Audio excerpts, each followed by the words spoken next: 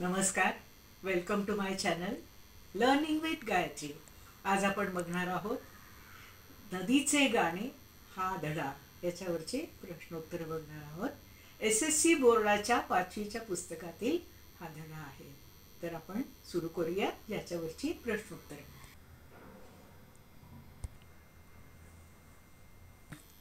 आता नदीचे गाणं आपण बघणार आहोत ना, तर त्याची प्रश्नोत्तरं बघूया.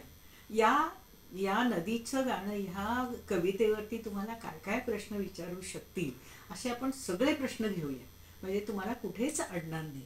बघा बरं, आता नदी कुठून वाहत येते. आता नदी कुठून वाहत येते. कुठून हा शब्द बाजूला घ्यायचा.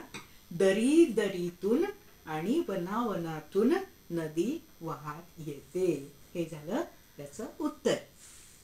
आता नदीला कवी काय आवाजाचं काय कसा आवाज आहे हे विचारतो. बरं सांगा इथे.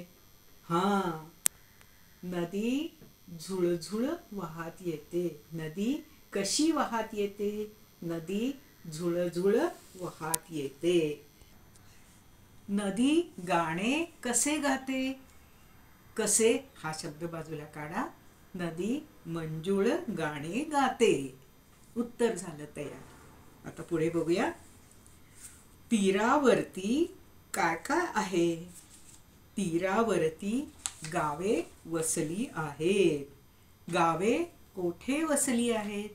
गावे, आता कोठे हा शब्द बाजूला घ्या. गावे नदीच्या काठावर वसली आहेत. उत्तर तयार. आता पुढे बघा. लता वृक्ष नदीला कुठून भेटतात. लता वृक्ष नदीला भूमीतून भेटतात. भूमीतून हे त्याचं उत्तर झालं. पूर्ण वाक्य लिहायचं. लता वृक्ष नदीला भूमीतून भेटतात. हे पूर्ण उत्तर लिहायचं. आता पुढे बघा. फुलवेली मज सुमने देती. नदीला काय काय देतात. नदीला कोण काय देतं. नदीला फुलवेली फुले देतात. नदीच्या काठावर कोण खेळतं. नदीच्या काठावर लव्हाळी खेळतात. लव्हाळी खेळतात. लव्हाळी, वला ह लावायचं आणि लव्हाळी असा शब्द व्यवस्थित लिहायचा. नदीला छाया कोण देतं. नदीला सावली कोण देतं. नदीला सावली कोण देतं. आता कोण हा शब्द बाजूला घ्या. नदीला सावली आम्रतरू देतात. आम्रतरू हे त्याचं उत्तर झालं.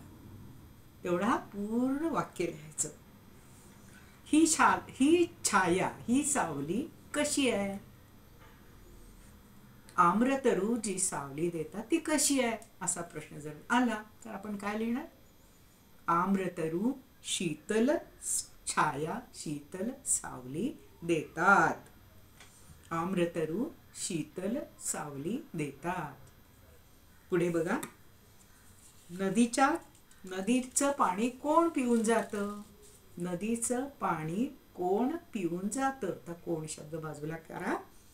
नदीचं पाणी पक्षी पिऊन जातात. पक्षी पिऊन जातात. नदीचे पाणी पक्षी पिऊन जातात. पुढे काय. नदीचं पाणी भरून कोण घेऊन जातात. कशात भरून घेतात. तर घट भरून घेऊन जातात. घटामध्ये पाणी भरून घेऊन जातात. पुढे बघा बरं. नदी जेथे जाईल तेथे काय करेल. नदी जेथे जाईल तेथे काय करेल. नदी जेथे जाईल तेथे बाग आनंदाची फुलवते. बाग आनंदाची फुलवते. नदी कोणाकोणाची आहे. नदी मी सर्वांची. नदी सर्वांची आहे. नदी कोणाची आहे. कोणाची शब्द बाजूला घेऊया. नदी सर्वांची आहे. तर बघा बरं, तुम्हाला हे सगळे प्रश्न व्यवस्थित समजले असतील. आता पुढे जाऊया.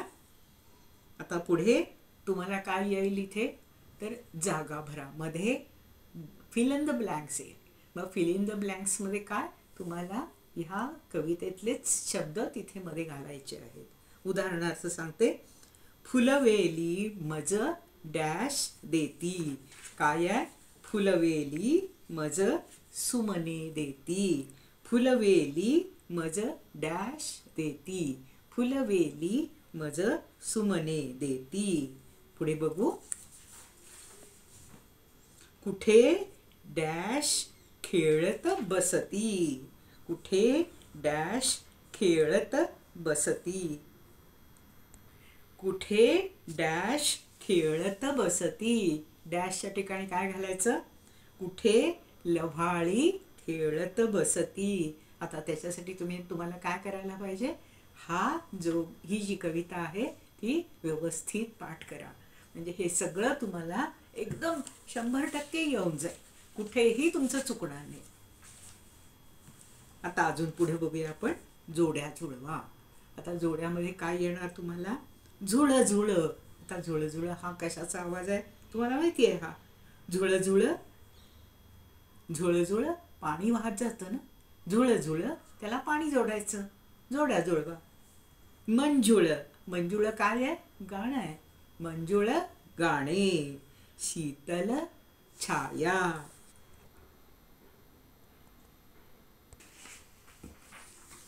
आता या धड्यामध्ये, या कवितेमध्ये तुम्हाला अनेक छान छान शब्द मिळालेले आहेत. ते शब्द पण आपण आता बघूया. मंजुळ, मंजुळ ऐकायला गोड, खूप छान गोड जे वाटतं त्याला मंजुळ म्हणतो. मंजुळ ऐकायला गोड. तीर, तीर म्हणजे नदीचा जो काठ असतो त्याला तीर म्हटलं जातं. नदीचा काठ किंवा नुसतं काठ लिहिलं तरी हरकत नाही. तीर म्हणजे काठ. तीर म्हणजे काठ. लता, लताचा अर्थ काय आहे, लता म्हणजे वेल. लता वेल, जी क्रीपर असते त्याला वेल म्हणायचं. किंवा लता म्हणजे क्लाइंबर. वेल, वृक्ष म्हणजे झाड. वृक्ष, झाड. सुमन, फूल. कुसुम, असे दोन्ही अनेक शब्द आहेत फूल याला. कुसुम, सुमन, फूल. लव्हाळी, लव्हाळी आपण आत्ताच बघितलं. लव्हाळी पाण्यात किंवा पाण्याजवळ वाढणारी एक वनस्पती. ही वनस्पतीचं वैशिष्ट्य काय माहिती का, कितीही पाणी जोरात आलं तरी ही लव्हाळी निघून नाही जात. ती इतकी घट्ट बसलेली असते त्या पाण्यामध्ये की ती अजिबात हलत नाही. पाणी जरी वाहत गेलं तरी त्या पाण्याबरोबर ती अशी छान हेलकावी घेत जाते, जणू ती त्याच्या पाण्याबरोबर खेळतीये. आम्रतरू, आता इथं वृक्षासाठी अजून एक तुम्हाला शब्द सापडला, तरू. आम्रतरू, तरू म्हणजे सुद्धा झाड. आम्र म्हणजे आंबा, आंब्याचं झाड आम्रतरू. शीतल म्हणजे थंड. शीतल छाया असते. एखाद्या उन्हाच्या दिवशी आपण जर एखाद्या झाडाच्या खाली जर उभं राहिलो आपल्याला थंड छान वाटतं ना. शीतल म्हणजे थंड. आणि छाया म्हणजे सावली. घट म्हणजे मातीचा घडा किंवा माठ, घट म्हणतात त्याला. मनोहर म्हणजे सुंदर. सुंदर म्हणजे छान, मनोहर दिसायला छान दिसतं त्याला मनोहर म्हणतात. तुम्हाला आजचा हा लेसन कसा वाटला मला जरूर सांगा. मला हे चॅनल सबस्क्राईब करा, लाईक करा आणि शेअर पण करा. थँक्यू.